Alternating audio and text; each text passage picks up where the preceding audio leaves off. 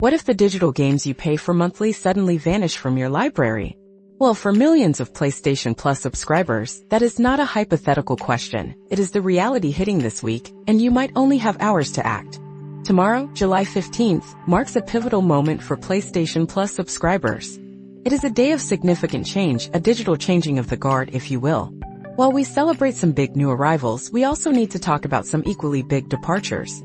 6 games, including some absolute heavy hitters, are getting the boot from the extra and premium tiers. We are talking about titles like Crisis Core, Final Fantasy VII Reunion, a modern remaster of a beloved classic.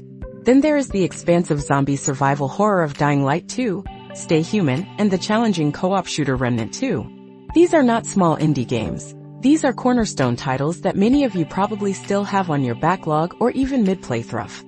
PlayStation VR owners, you will also see Job Simulator disappear, which is a real shame for those looking for some light-hearted VR fun. If Vampire, The Masquerade, Swansong or Mount & Blade 2, Bannerlord were on your list, well, consider this your last call. If you want to finish these or even just start them to add them to your library, you really need to act now. Midnight tonight is your deadline for many of these as they disappear with the arrival of July 15th. But it is not all doom and gloom. As the digital door closes on some, a whole new set of games burst onto the scene, bringing plenty of fresh experiences.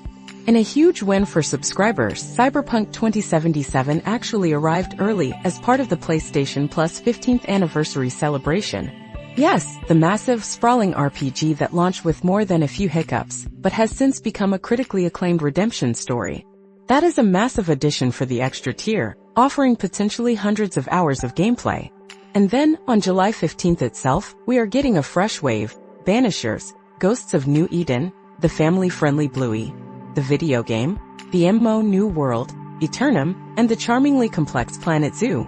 Plus, for those who love a challenge, Risk of Rain 2 is coming, and strategy fans can dive into Tropico 6.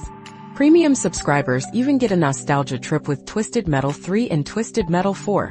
And just to keep things interesting, Abiotic Factor, a brand new Day 1 release, joins the lineup on July 22nd. So while some beloved titles are departing, the pipeline for new adventures remains incredibly strong. Now, speaking of digital storefronts, let us shift gears slightly to a different kind of disappearing act. One that raises some eyebrows about content curation. It turns out Microsoft had to play a bit of catch-up recently, quietly removing a game from the Xbox storefront that was not quite what it seemed. We are talking about a title called Anti-Gravity Racing Wipeout, which was apparently an edited, emulated version of a PlayStation classic, being sold for nearly $15 as a legitimate, original game. It took Microsoft a surprising 3 months to pull it from the store after it was first spotted. This is not an isolated incident either. We saw a similar situation back in 2022 with the God of War clone featuring a near-identical Kratos. It makes you wonder about the vetting process for these digital marketplaces. While these incidents are rare, they are certainly a reminder to always check what you are downloading, even from official sources.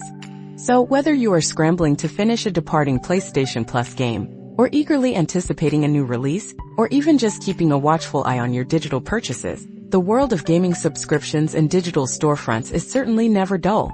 What do you think about these big game rotations? Do these changes influence your subscription choices? Let us know your thoughts and remember to subscribe for more insights into the ever-evolving landscape of tech and gaming.